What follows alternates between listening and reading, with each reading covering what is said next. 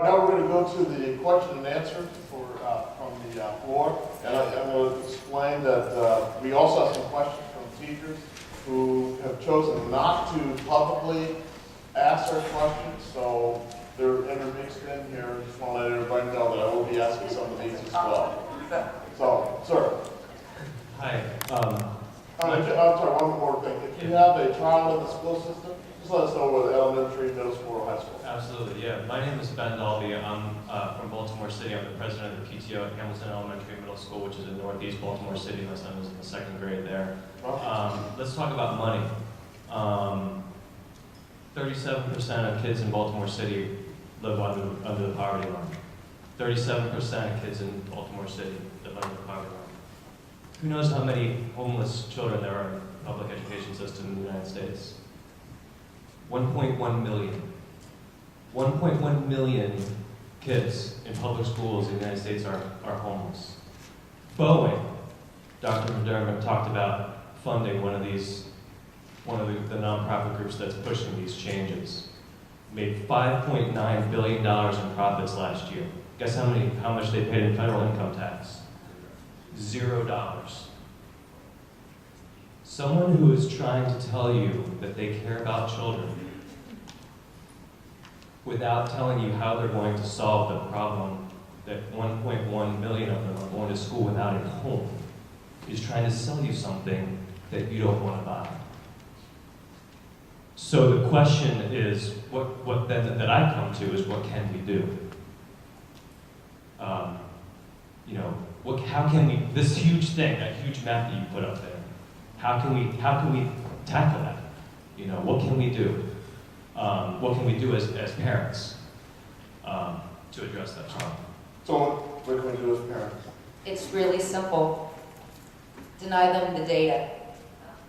Deny them the data that runs the machine that makes the billions of dollars and puts your children's private data in the hands of third-party corporations like In Bloom, McKinsey and Company, and Pearson Publishing, funneled through the Common Core. If you want to stop what's going on and reclaim the public schools, deny them the data, refuse the tests that they're forcing your children to take that have not been tested. Oh, they're field testing them now on your kids. Right. So your kids are now going to be the free, what do you call it, you need an IRB in order to do research usually. Yeah, so basically they're human subjects that are going to go to improve the tests, okay? So that's what the field tests are all about. And if you don't want your child's education to be distorted by the corporate interests, it's very simple. Don't allow them to take the tests. And if you want to know more about how to do that, see me after the session. Well, first of all, I appreciate the question, and I think this issue of how do we tackle poverty is a really important one. Baltimore's a good example where certainly they've persisted with high poverty. They've been able to do things in the education system that prove that poverty is not destiny, and prove that even if you believe poverty is destiny, we're probably not achieving as much as we could in our current education system. There's things that we can do to improve. Now, with regard to the data privacy issue that's been brought up, certainly there's a philosophical debate. It's a valid debate on should we have testing? If so, how much? I think we probably agree that we're going to have testing. It should be limited to testing that's actually valuable, that can teach us something, that can help inform instruction in the classroom. I do think there should be testing, though, of some sort to help parents know what's going on in the schools, to help ensure there's accountability for the people who are paying, taxpayers who are paying for it. And there are things that we can do to help safeguard data privacy. Maryland actually has one of the strongest data privacy laws in the country. It's been replicated in other states. If there are things that Marylanders feel that could be done to strengthen further, they should do those things. But to go out and to try and scare parents that their data is going to be used for all these illicit purposes, I think really unfair, because it's just not accurate, and it distracts us from the real issues where we're focusing on improving our education system. Well, it's not total. Let's go on to the next question. Go ahead, sir. This one. Your question, I have a child in elementary, middle, and high school in Howard County, Maryland. and I'm an engineer, strong math background. And I have one of the oddities that I was the sole parent at Howard County's board the night that they voted to actually accept the Common Core curriculum. I got my 3 minutes to speak briefly about concerns, and I asked them to be critical thinkers and look more into it before we adopt it. And it was then paraded by a commercial from the people developing the curriculum, and a vote that only 2 people opposed. So with regard to my 3 kids, when I was looking at them, I have a very brilliant, math-oriented child in elementary school that's disengaging from math because of how they're teaching Common Core math. They're trying to introduce English and math in the same subject, and that is developmentally wrong. And what was natural to him, he's pulling back on.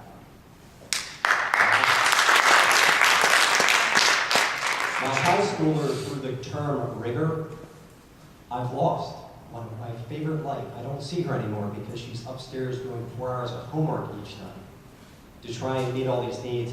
And the teachers don't have the resources. They're asking her to go and find all the resources.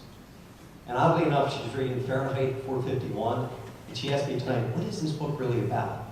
And in the back of my mind, she's living it because books are being burned right now, where they're not getting full content or the time to actually enjoy the classics. And that's really hard. With regard to math, again, with her, she's taking geometry. Dad, I have a question about trigonometry. So I said, great, let's talk about the unit circle. What's that? That's number 1. I went through Howard County schools. My teacher taught me the unit circle. To this day, I know sine and cosine. They're just teaching them like monkeys to push a button on a calculator. And they don't have any critical thinking to understand how to use it. And those people will not be getting patents in the future because they won't understand it. And then for my middle schooler, he came home with something about heroes. And I read through this, and it's a partisan marketing thing sided against one party. I'm going, what is this informational text doing in his hands? And how is he supposed to be commenting on this? There's a conduit being given to our students, and the parents are not having an opportunity to do that. And really, I feel like I'm drinking from a fire hydrant right now. I have a mostly stay-at-home mom that stays on top of homework, and with 2 parents with master's degrees, we're barely keeping them. So when you look at homes that either have a single parent or a job that doesn't allow it, I don't see how any other child is going to be able to exist in like this environment we create.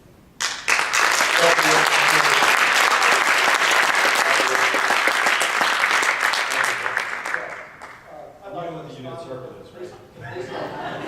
I'd like to respond at least on the mathematics because it's just bad teaching and bad stuff. No, it's bad curriculum. It's not bad teaching. It's not, Common Core is not the curriculum. I understand that, but Howard County and Maryland has spent a lot of money developing curriculum to support the standards. But and And they this screwed it up. curriculum that we've got is tied to the standards. No, they screwed it up. Yes. And so that you can't blame Common Core for... Yes, we can. Hold it. You probably had them screw it up when they didn't have Common Core. But the thing is, it's not, everything you read in the newspaper today, some teacher beats up their first graders and locks them in a closet and said, Common Core made me do it. Common Core didn't make them do it. Park did. Pearson did. So Howard County. It's not Common Core's fault that your county has written crap and introduced it into the classroom and done a bad job. Tell that to the teachers union. union. From Pearson, it's not the county. Let him speak. So the state of Maryland and Howard County that has considered the best schools in the nation, that's why we live here, has invested millions of dollars. Now Howard County received $800,000 in raising the top grant over 4 years. Our schools operate at a budget around $700 million to $700 millions. And we received pennies to do that. And I have a real concern that when I do find, all right, I found a mistake. Who do I talk to fix it? The governor. I can give Martin a call and say, Martin, hey, on page 57, there's a problem here. Can you fix it? See, I think that's actually bad advice to go to the governor, because the governor didn't spend millions of dollars developing the curriculum. And I sympathize with some of The governor set up a group. It's like nobody's accounting. So, I think it's really unfortunate that you see this situation playing out, not just in this district, not just in this state, but in many states across the country. This is a transition from standards that were not as good to standards that are much higher. And there are a lot of different paths. But you to see, get there's a huge difference between standards and curriculum. And the curriculum that is being put in place under the guise of these standards is hard. Right. It You're really right. is. You're right. I haven't looked at this particular curriculum, but it sounds like. But what Howard County is developing, It's about Maryland. a lot of Oh, people. it's Excuse me, sir, I really would like to give everybody, if you want to come back around. I'll gladly come back. So I think you asked a very important question, and it's hard to say this isn't Common Core when you, the parents, are living it. And you're going to the school district and saying, why can't you do something about this? And they're saying, well, don't blame us, we have a multi-million-dollar curriculum. Go blame those kids. So there's a lot of finger pointing going on, but the reality is standards are not curriculum. That's just the reality. And if you got rid of Common Core tomorrow, none of those issues that you brought up, sir, would be addressed, unfortunately. I wish there were- Let's hold it I right wish there there. was an easy Let's answer. hold it right there, because I want to get to someone else. Go ahead. I'm from Baltimore County. We have the same problems. And, my name is Pat McDonough, I'm a state legislator. So I get the phone calls. I get the parents crying, the women crying on the phone, experiencing the same problems this gentleman is experiencing. Now, my belief is that the resistance in this country is just beginning. We're now in the resistance stage. And what has not been mentioned here, and I do have a question for you, is that the resistance is going to occur through the rule of law. That means in your General Assembly. There are 6 bills in the General Assembly. I have 3 of them. One repeals Common Core in the state of Maryland. That's going to be heard next Wednesday. Another one is a bill that's called the Common Core Financial Disclosure Act, because this is going to cost a lot of money. And that law says that every penny spent on the implementation of Common Core must be revealed and disclosed on an internet system or to the public annually. And the final bill I have is called the Common Core Impact Commission, which creates a statewide commission that has to answer all of your questions, not run away like local boards or the state board. And there have been other bills that are good, so you've got to pay attention to what's happening in your General Assembly. Because if you're going to make a change, that's where you're going to make the change. So it's just the point that I wanted to make. In Baltimore County, the superintendent is spending $100 to $150 million on tablets and decreasing the elementary school budget by 13%. Yes, he is. What does that tell you? My question is, how can you all, who are opposed, and I am totally opposed to Common Core, how can you all assist the legislators? Because I can tell you, and I hope this is not insulting, there are some legislators here, but we had hearings this past Friday. They have no clue. That's right. The legislators have no idea what this is. Because they never voted on it. And that is the reason, because it was rushed through like a Trojan horse, placed in the midst of us. There were no public hearings, so the public hearings are occurring now. But we do have to inform our legislature and our local officials. So if you all have a suggestion on how to do that, there's a traditional way, obviously. Get in touch with them and educate them. Vote. And vote, obviously. This is an election year. And I hope to make, along with others, Common Core a statewide issue in this election so that people know about it.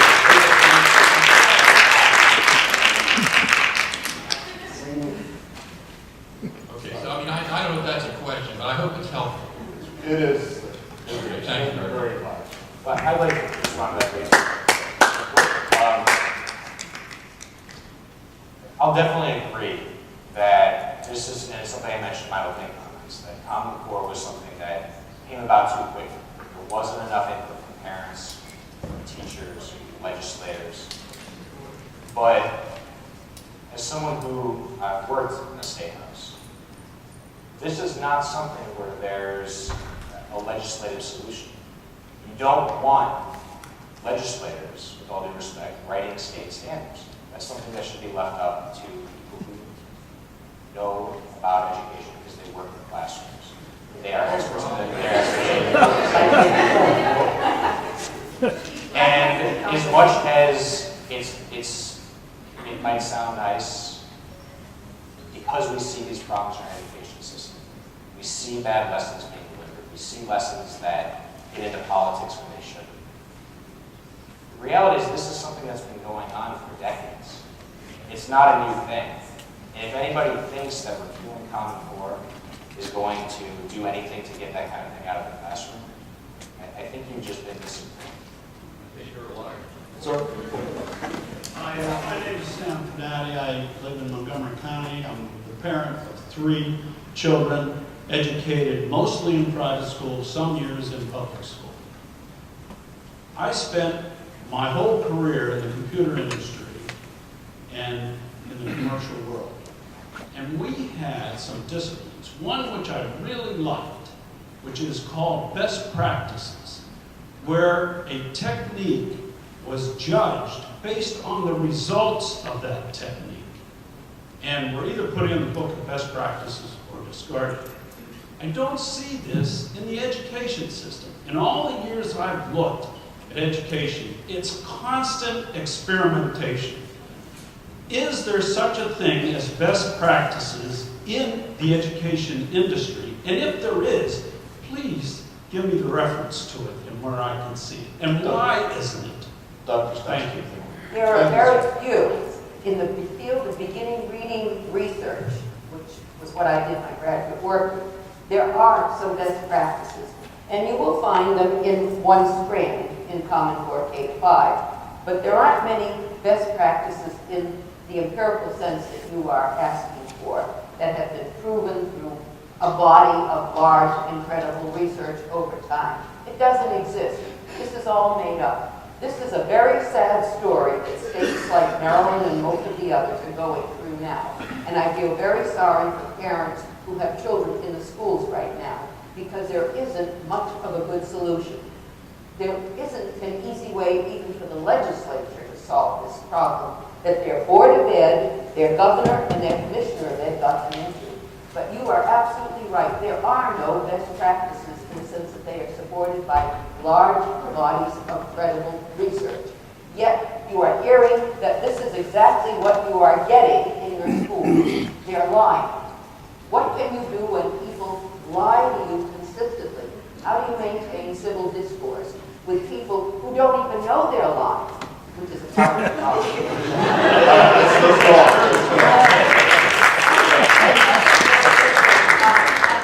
Touche. 25 years, okay? There are best practices, and as Chris said to me, they don't make money.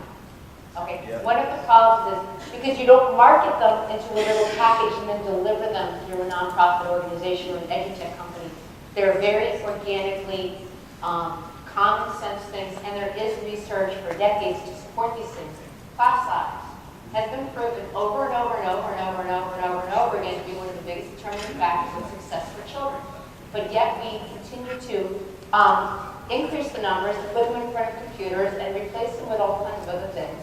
An integrated curriculum where they have full access to art, music, and PE, and those things that kids in private schools get in spades, right? I mean, if you want to know what best practices look like, go to the Waldorf school, go to the Park school, go see what it takes for $50,000 worth of money I have on my salary to send our children. You want to know what works, go see what people spend their money to send to private school. They have small class size, they hire highly professional qualified teachers, they have art, music, and PE, they have culturally relevant, meaningful, rich curriculum. They don't teach them to the test, and they don't teach them in a one-size-fits-all. We're going in the opposite direction of best practices. In spite of the fact that we know exactly what they are, we ignore them. Okay. Dr. Wilson, I just want to respond to the fact that these fancy private schools like Sidwell, Friends in Baltimore, Park in Baltimore, they all use the worst math program in existence. The fact that you pay zillions of dollars means that then you send your kid to Kumon after school.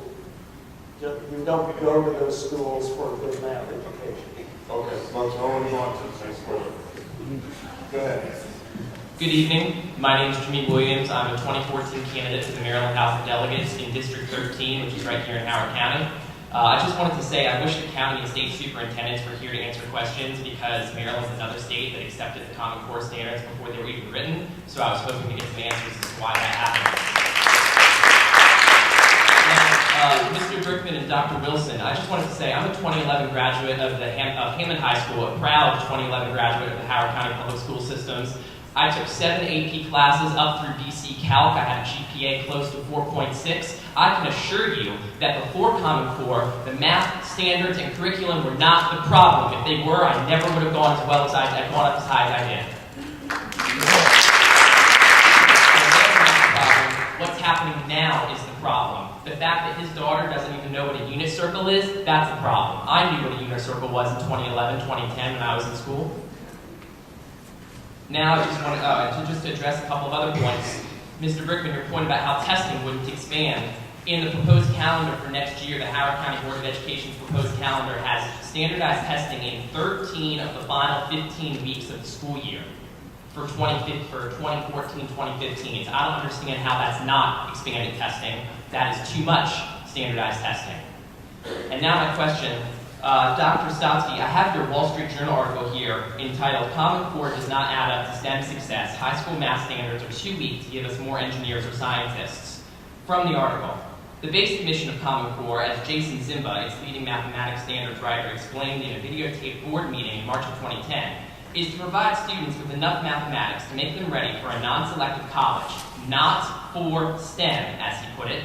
During the meeting, he didn't tell us why Common Core aims so low in math. But in a September 2013 article published in Hechinger Report, an education news website affiliated with Columbia University Teachers College, Mr. Zimba admitted, quote, if you want to take calculus your freshman year in college, you will need to have more mathematics than is in the Common Core. I thought the whole point of this, one of the major points of this Common Core standards was to make students more prepared for jobs in STEM, science, technology, engineering, and math.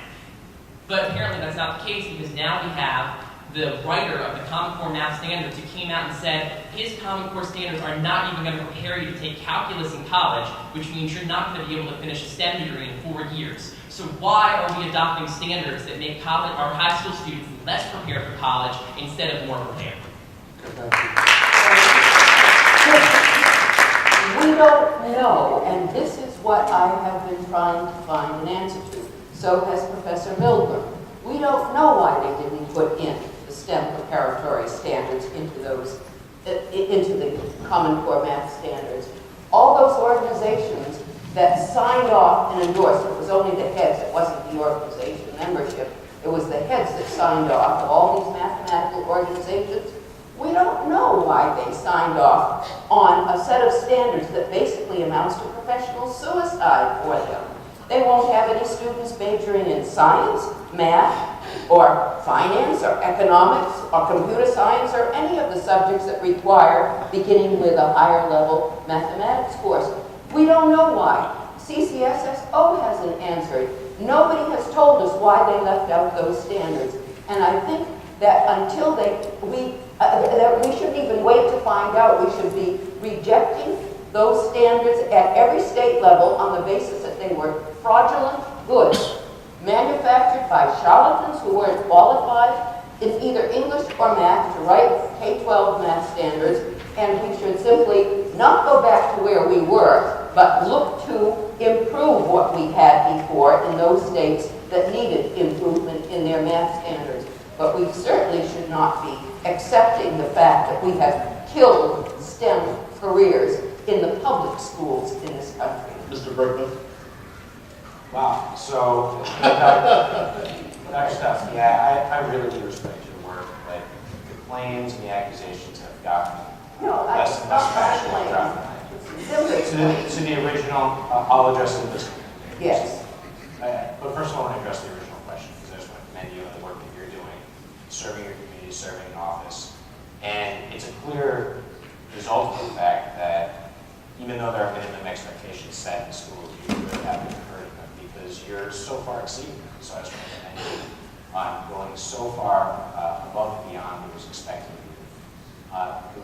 The reality, though, is that for the minimum expectations were set at a low, that for students who only are able to meet those minimum expectations, it wasn't enough to prepare them for a four-year college, for a career, for a productive outlook in society like what you're learning. With regard to Zimba, Jason Zimba is someone who's been brought up. You know, he is someone who tried to, at first, stay out of this whole fray and say blanket. But he felt he had to respond because, and he by name calls out Zeb Warner, James Milner, and Dr. Stotsky, because he says their claims were, in his words, so misleading. He says, quote, "It's factually inaccurate to say, as these critics, and again by name he mentions those three, frequently claim that the definition of college readiness in the Common Core is pegged to a community college level. The definition of college and career readiness in the standards is readiness for entry-level, credit-bearing courses in mathematics at four-year colleges, as well as courses at two-year colleges that transfer credit at four-year colleges." Now, I just quoted him. Yeah, All right. it was well, sir. And he felt like his quotes, you'd have to ask him about why, whether he felt like he was misquoted. That's a question for him. All I know is in response to the claims that you, Dr. Stotsky, made, along with James Milner, who you mentioned, All right, No, my folks. question- no. All right, folks. I want to go on to the next That question. wasn't my question. You guys can't. Can I get your business card as well? Excuse me, can I, give me one second? I want to finish up with who we have here, okay? Sorry, what was your question? My question, I'm sorry. Make it a quick question. Yeah, I really want to get my to question, someone else. my question, when you basically just repeated yourself, Mr. Brick, because my question is, if the Common Core standards don't get us up to the STEM level, then why are we adopting them? You said that the current standards we have don't get you up to that either. So now you're acknowledging that there's no change, basically. no. Yes. Well, no. So what I was referring to was the standards that were in place in Maryland before, which were lower than where the Common Core is set today. The standards that are set by the Common Core do prepare students for college and career readiness. If you want to exceed those expectations, just like you have done, then all the better. But we want to make sure that at the very least students are getting a basic level of education. We want to make sure the students are ready to go to college by the time they graduate. Beth, I'm a professor of engineering. get closer to the mic. Okay. I'm a professor of engineering of the University of Maryland at College Park. And I have a new student entering kindergarten. I did my K-12 in college study in China, in mainland China. And I saw a number of comparisons made. And I would like to share a few points and also ask a question. So as an educator of engineering and a researcher, I share a lot of points that Professor Wilson has raised. Today I see our U.S. undergraduate students in engineering, in good schools, in state schools like University of Maryland, in Ivy Leagues, the math foundations are way too low. We are not talking about the top 1%, 5% students on STEM in your graduating high school. We are talking about what will be the average level of math foundation. What will be the top 25% of students compared with their peers in China, India, Russia, Middle East, a number of other countries. It's way too low. So we do have a problem, and that's a fact. Families living in our school district and our schools. Why are they coming to our school district? Why what? Why do we have so many Chinese families coming to our school district? This is actually the question I want to raise. Okay. I want to understand what would be the best way to help my kids to raise to a good, strong math foundations. Because in the generation of Professor Wilson, in the generation of many of my senior colleagues, it's not an issue. They have very solid mathematical foundations. They have very solid creativities. So I did my college and K-12 study in China, so I see the benefit of that system. They give you very strong foundations. What they are lacking was creativity. And I did my graduate study here, so I really value both sides. But what I see today's US students, Chinese, Asian, those origins included, the foundation is way too low. So on the college class, just as Professor Wilson pointed out, we are forced to have to either lower our speed in teaching them new things. We have to give them or retaught them those basics. And those are really rudimentary mistakes they will be making, including those that have taken a number of AP classes. The foundation is not there. And that's just a simple fact. Only taking an AP, you can get 5-point GPA. It's not the point, because they don't have the foundation. When they actually need to use those in college, in graduate studies, a lot of them have issues, have problems. So we do need to fix it. And there's nothing wrong to set a high standard. Going back to China, I think it's beneficial for Dr. Tinkin to have a quick review of the Chinese history.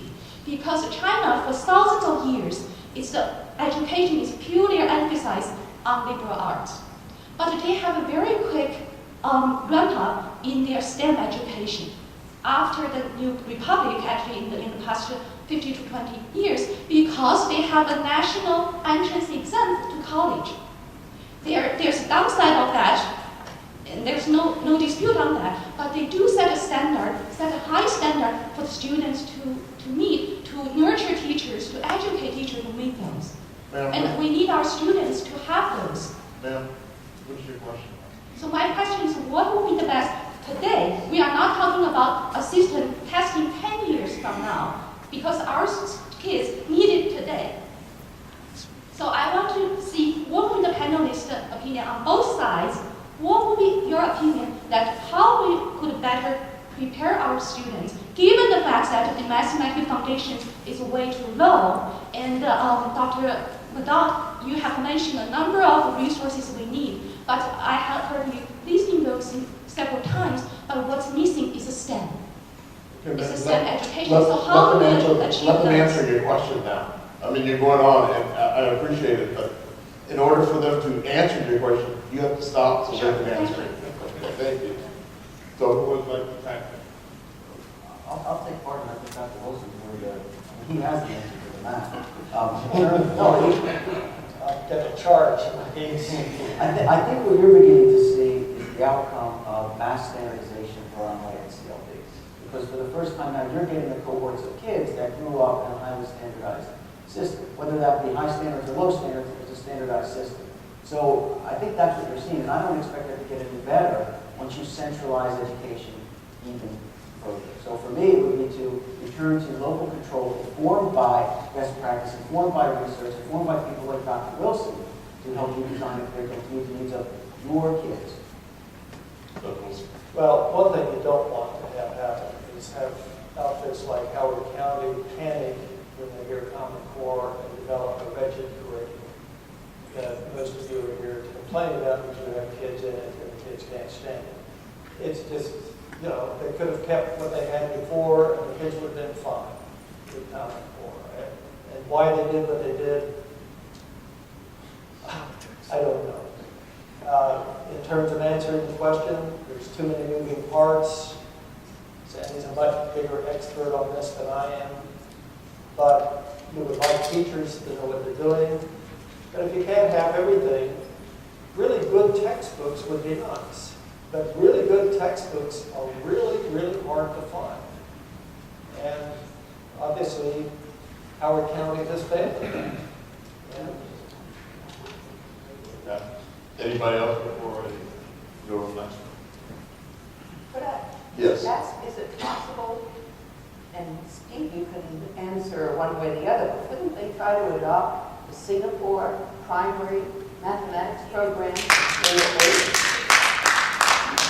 It's in English, as you know, and has been used by Singapore for many years, and mathematicians have highly rated it.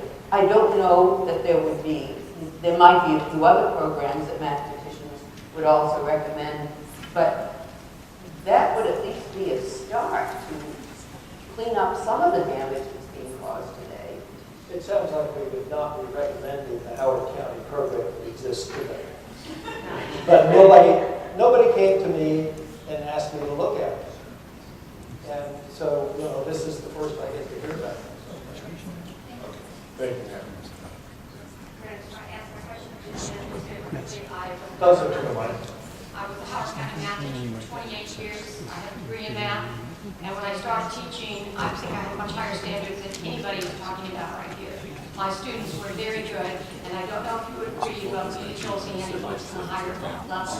And they were excellent books, and I was told by professors at the University of Maryland they were taken away because they were too difficult. And all of this happened as soon as we started with standardized testing. MSPAP, got rid of it when it didn't work. MSA, get rid of it when it doesn't work. Why do we think this is going to work, and why? I have two grandsons who are being guinea pigged. I work with them every night, and they're smart kids. They hate math. They hate their grandmother. I'm sure they don't. Can you get the order right? Why did we have to do this so fast? Why couldn't it have been, it was so good. If everybody really believed it was going to be this good, why wasn't it done in the right way? Howard County may give you bad deal on some of this. Let me tell you, they have some of the wackiest things. I've had 4 math teachers trying to answer one question with them. It's crazy. You can't do this kind of things, and you cannot do it to children if you say you truly love education. Thank you. That's the answer. Why couldn't we have waited? Any questions? I agree with you. I think that, setting the quality of the standards aside, I think all the things we've been discussing tonight are making it clear that not just in the state of Maryland, but in this county, things did move too quickly and it wasn't done enough. What was wrong? Elected officials, teachers, parents, etc. But It's not just this county. We're not a bad county. We're a good county. But as much as I think you look at some of the decisions that have been made, clearly there have been at the local level. Unfortunately, we've kind of just heard about the negative things, so I appreciate you bringing up how you, under the old standards, exceeded those expectations. And I think that's great that we're able to hear an example like that You took it away. of the right decisions being. Well, you took it all away. Why? And it's a good question. I wish I could give you a concrete answer, but what I'm trying to think through is another really good question, which is why did Maryland feel so compelled to be one of the first? Which would explain why we were so I don't know, close. because we're second in the whole United States already. Right, so that's the question we need to be asking is who precisely is benefiting from us going around touting that we were one of the first, like as if this is something good. We're one of the first people to jump off and say, yeah, we're going to get the draft first. So there was the push, but you have to peel back the layers of rhetoric and look at the agenda. And that's where the partnerships and the connections between the companies, politicians. Again, I got to go back to, Dr. Lowry's on the governing board of Park. Does that matter or not? I don't know, but I think it's an important piece of information that everybody should have when they are asking themselves that question. So if I follow the money, I might be able to get my answer. Follow the money and you will get your Thank you answer. very much. All right, folks, we've got about 15 more minutes before we have to close up. So, Dan? My name is Pat Benatti. I am from Montgomery County. I'm running for state delegate there. I'm just looking at education in general. I mean, my children all have graduated from college. I have one son's a doctor, the other's an engineer. And my daughter was a second grade dropout. She said there's no sense in me going to school. She was having trouble reading. And I went in and got a math book, and every page was checked with that it was right and everything was wrong. The teacher said, well, we're putting pressure on her in reading. We don't even want to do it in math, too. So we took her out of the school, put her into another school. So it was her first day at school. She said, Mom, I think I'm going to learn something at school because everybody works. Nobody plays ball or runs around the classroom. Those are the problems we have in the schools. You have lack of discipline, and you have no expectations. By 3 months after she was at that school, she was told by one of the teachers she was a great scientist. She came back and said, I'm going to become a doctor. So, I mean, this is what she thought of herself going from a dropout to a doctor within a few months. I went to school, we had 38 kids in my class all the way through, and we had discipline and we learned. I don't think it's any one of the one things that you're talking about. I think what we need to do is look at what's going on in the classrooms and what's happening to the children. And Common Core, I don't think, is just putting another thing, and I don't understand why we are doing it here in this county, in this state, and what is it doing for us? You know, one of the things that I do want to say here real quick is that this panel did not vote for Common Core, and we didn't put it in. We're not responsible. Those that did vote for it, didn't put it in, are your elected officials. Yeah, Board I of wasn't there, Education, so your I legislature. couldn't unvote for it. Yeah, and that's, you know, those are some. Those are happening, that won't happen again. Yeah, outside of my editorial comment, short. There's an awful lot of confusion which you are helping to bring out. A good part of the problem is that the Common Core project is not basically an education project.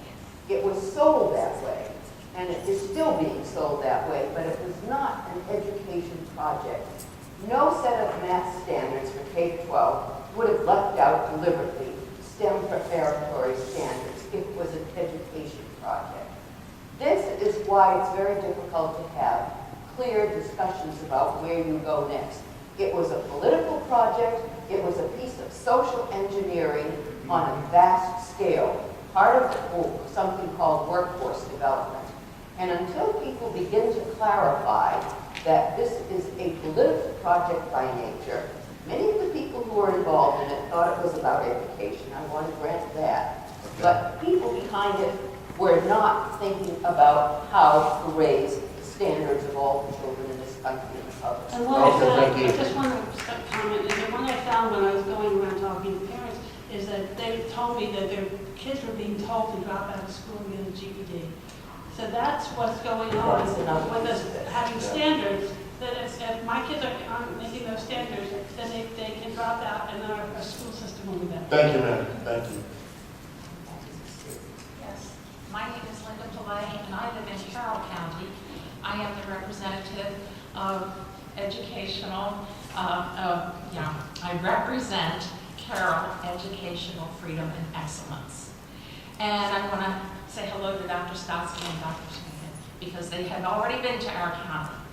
I'm glad what you just said, Dr. Stotsky, because everybody is missing the boat on this educational transformation. And it has nothing to do with schooling and education in the classroom. It is transforming our children from American citizens to global citizens under the arm of UNESCO and the United Nations. That is what it is all about. It has, again, nothing to do with reading, writing, and arithmetic. And they are doing what they are doing now quickly to break down and indoctrinate the children to the informational text that has been implemented with the Common Core standards. We all talk about standards. I've heard the word curriculum. However, it is the content that is the most important part here. That content deals with the social injustices that happen in America. I'm going to have to ask you to get your question. Yes, okay, first of all, really would like Mr. Brickman, I would like to know where I can go to get that 50-page report that you say that David Coleman has written. And I'd like to know where that is. Well, I don't think I said David Coleman, but you can go Yes, to you core did. standards. So you can go to corestandards.org, and you can see not only the standards, and really, I've done that. that's something that, You told Dr. Tinkin that David Coleman has written a 50-page report.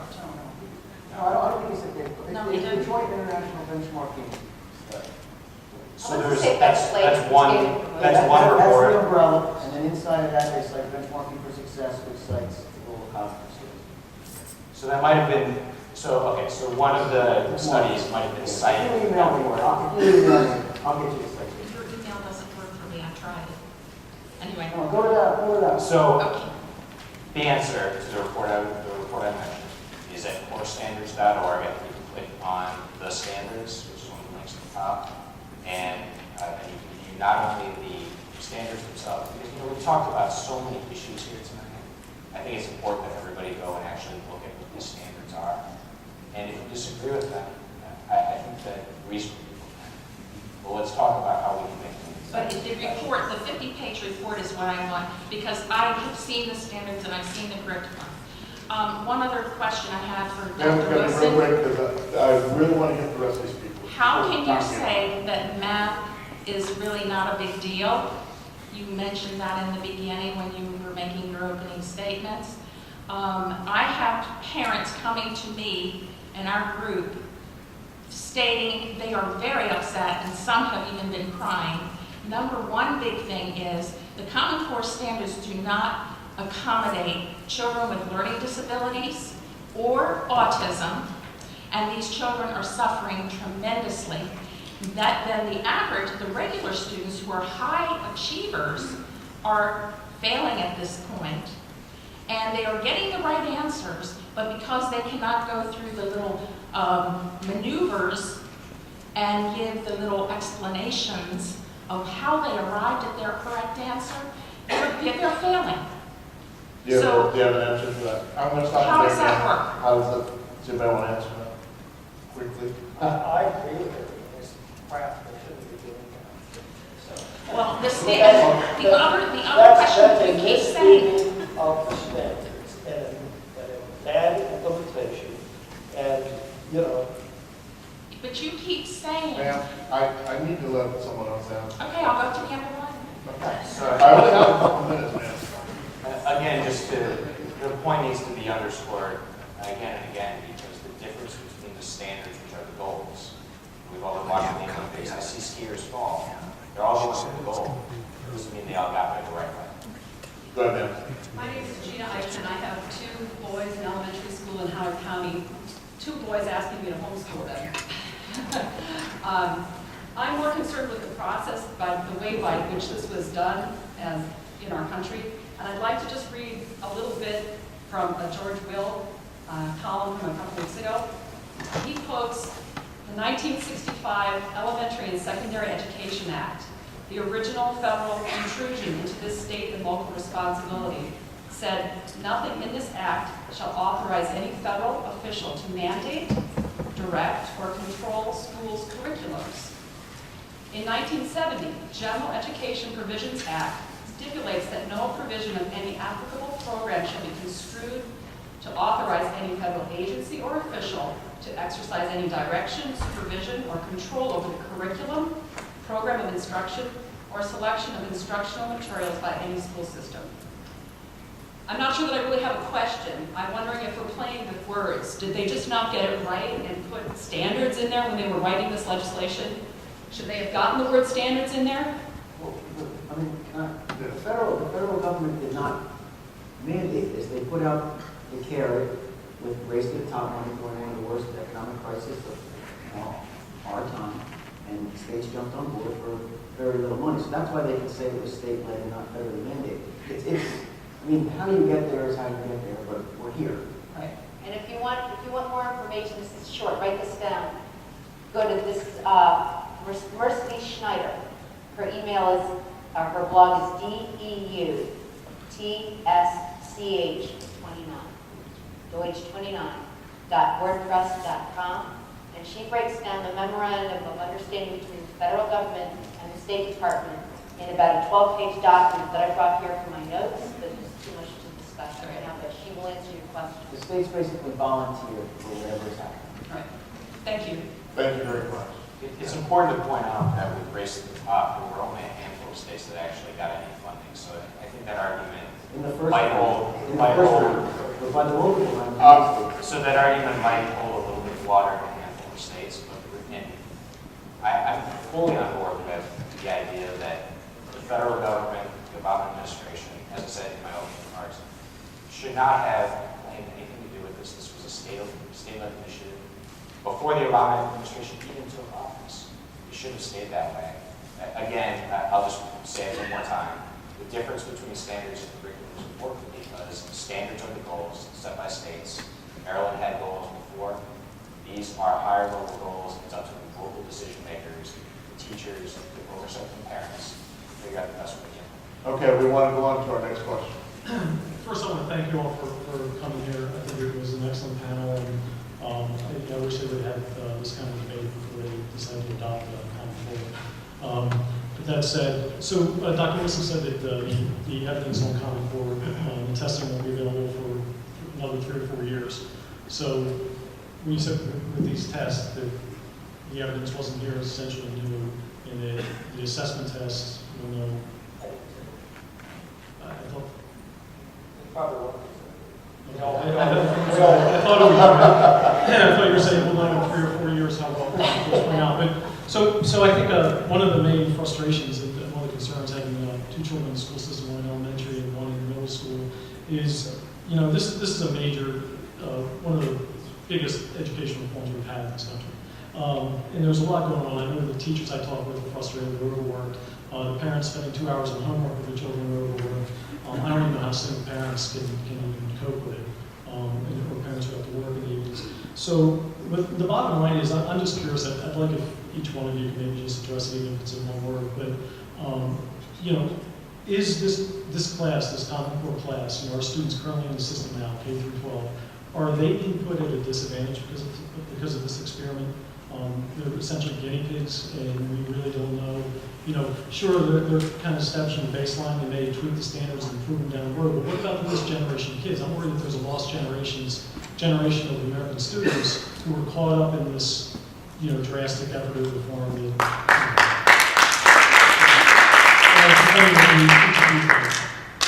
We'll start now. Just real short. There's no empirical evidence that I can answer that question that is based on history, standardization, centralization. I don't think it's a good thing for the future. Yes, and the reason I say that is because there's no documentation that is evidence that better tests have ever actually improved the learning experience of children. We're going to test them now at younger ages. They're going to start testing in kindergarten, not 3rd grade. And more what we do is going to be driven by what's in this test. And as the stakes gets higher, as the stakes will get higher for all children and all teachers, we're going to narrow the focus more and more towards those tests. So my answer is yes. I think this is the worst thing we could possibly be doing in public education right now. Okay, Dr. Wilson? Well, the fact that Howard County didn't stick with their old curriculum and moved on to something, I think you're probably all screwed. Tell me what you're in there. I don't know if I can approve one. But you do have, unfortunately, in this country, a number of lost years of education ahead for all children until you can reformulate your public schools on an educational academic basis after you get rid of Common Core and improve on whatever you had before. But it's going to require a lot more than whatever you did with your old standards, because they also had the same influences on them in many states, which was why they turned out to be so problematic, leading to Common Core, which is not a solution to them.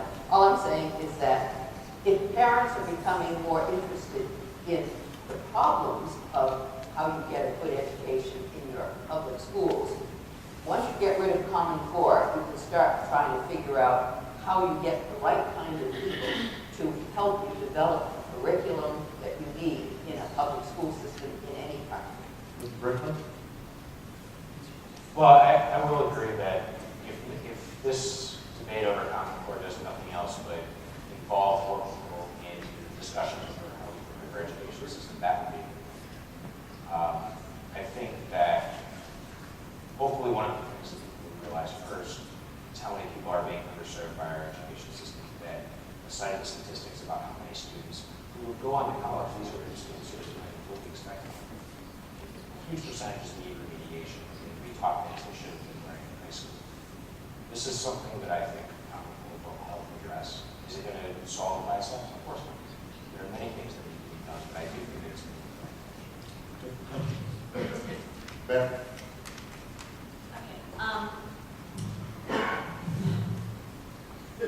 I don't even know. Well, if you don't have a question. I listened and I just feel like a couple things have really come to light. Please ask a question. Well, one issue for people here from Howard County, or a question I have is, I feel like I've been told for years that Howard County is one of the #1 rated schools in the country. So I'm very confused to hear that there are all these studies that rate our standards low. So do our standards equate or not to our performance? And then I hear, they don't? So are we performing well in Howard County or are we not? Study payback. I'm sorry, what? You're getting over it.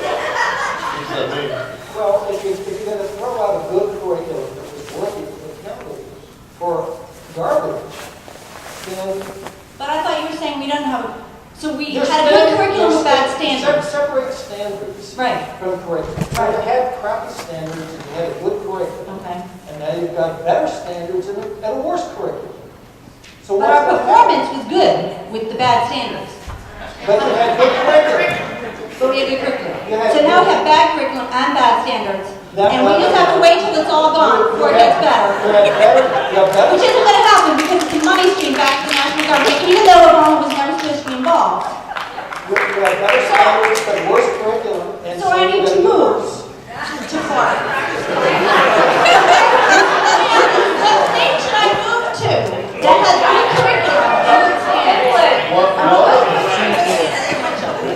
One of our presenters just said that this is just like Jimmy Kimmel. Okay, folks, we are coming to a close. So we're going to go ahead and take these 4 people right here, or I guess it's 5. That'll be it. So no more come up after that. And then we'll do a 1 minute. We'll have each speaker at the end. We'll have each speaker spend 1 minute on giving their closing remarks. Okay? So we'll get these 5 right here, and then we'll have each speaker give it 1 minute. Did you catch that, Dr. Stowski? Where was that? Okay, Okay. I'm Ashley Sirial-Feo, and I'm at a very disadvantaged point here because not only am I an educator, but I'm also a parent. I have a son in kindergarten. I've been teaching early childhood ed now for over 6 years. I teach at a private school. I did teach in Baltimore City for 2 years, but the rest of the time has been in private school.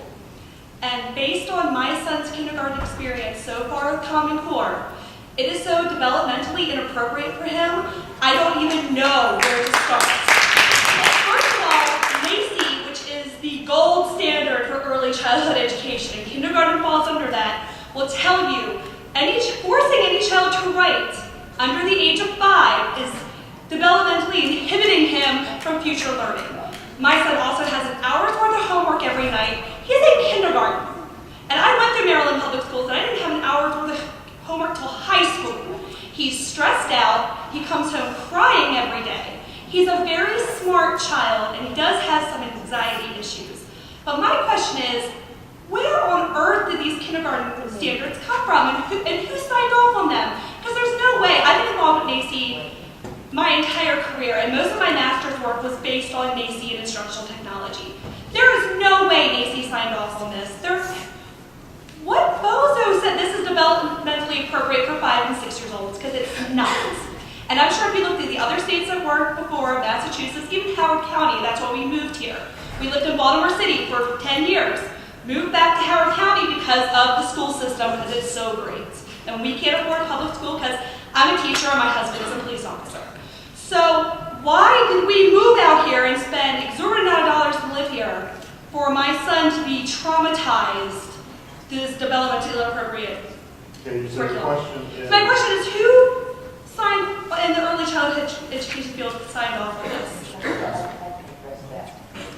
Frankly, all we know is that David Coleman and Sue Pimentel were the authors of this disaster.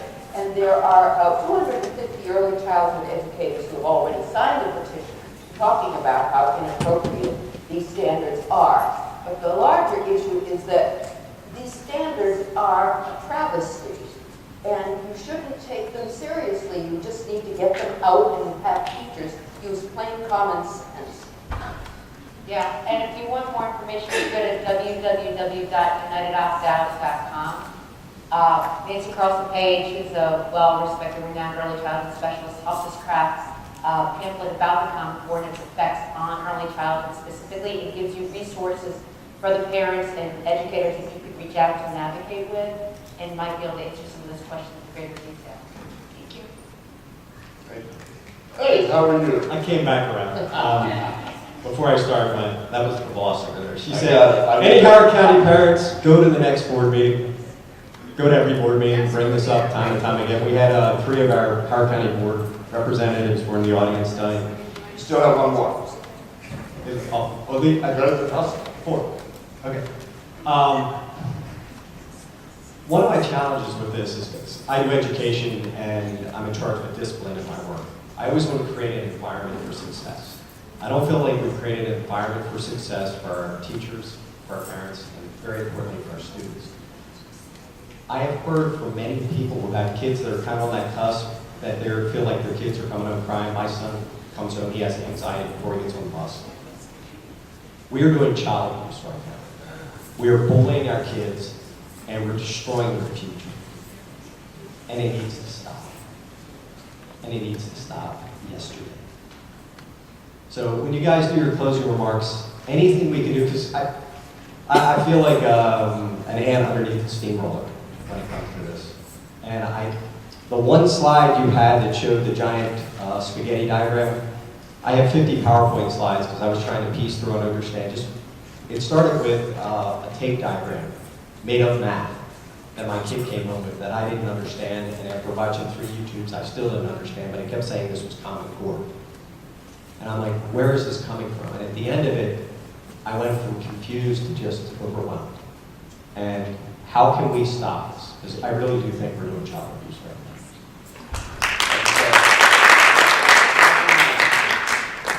My name is Donna Stoberg. I'm a child and a senior and an 8th grader. I've been PTA mom for 10 years or so.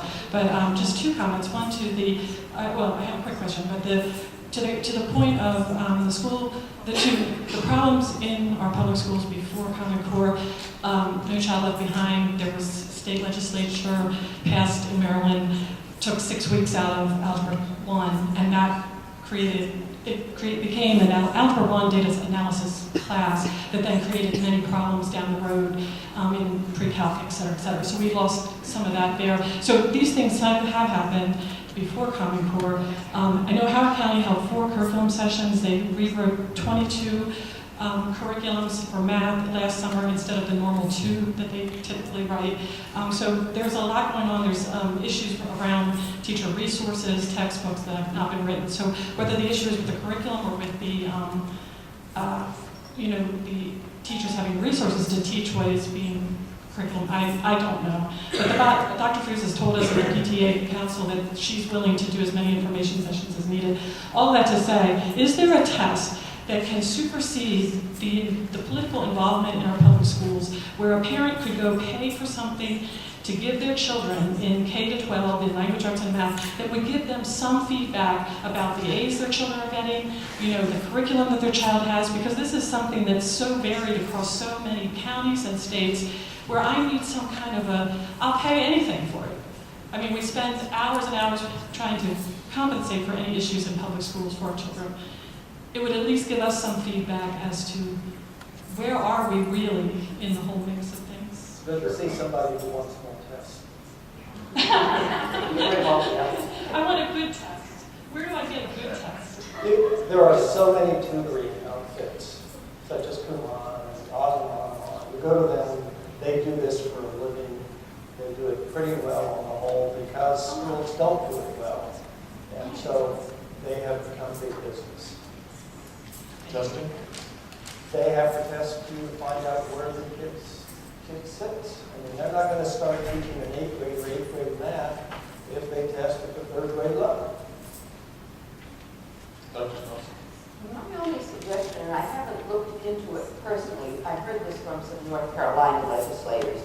They are thinking of using the Iowa test of basic skills, which they believe is still a trend test from before. I don't know if you know more about it than I do.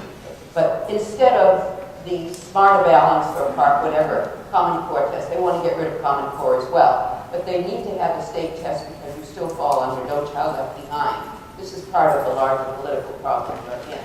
But for an individual parent, I don't know if you can get access to the Iowa test of basic skills, which is a norm reference test. That may be the only test that will give you some sense of where your child is in different subjects. Thank you. Thank you all so much. Thank you, Donna. Matt?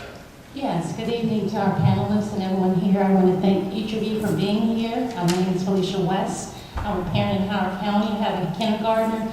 And it's unfortunate that this room is not packed out this evening. Yes. So I have a two-part question. Where can we get the video? When can we get it and where and how? And then the second question that I have is, and this may be, I don't know, a close out or whatever, is what can we do as a community, as parents, as educators to really mobilize to bring change that will be effective? Now, I know a lot of times when tragedy happens, you know, like 9/11 and other things, we are called to pray. Common Core, based on what I've heard tonight, is a tragedy in education. And I think we really need to know, and I've heard piece parts of what the answer is. And I'm a believer, I know prayer isn't answering anything, but what I'm hoping that God will give us educators, legislators, community who really have a heart for our children. Everyone who is here tonight, I believe, has a heart of want to see our children do well. We may disagree of how we go about doing that. But to have all the discourse and have all the conversations and what the issues are with no definitive solution, I think is a misfit. I can tell you, ma'am, that first of all, on the video, as we've been saying, this is being taped.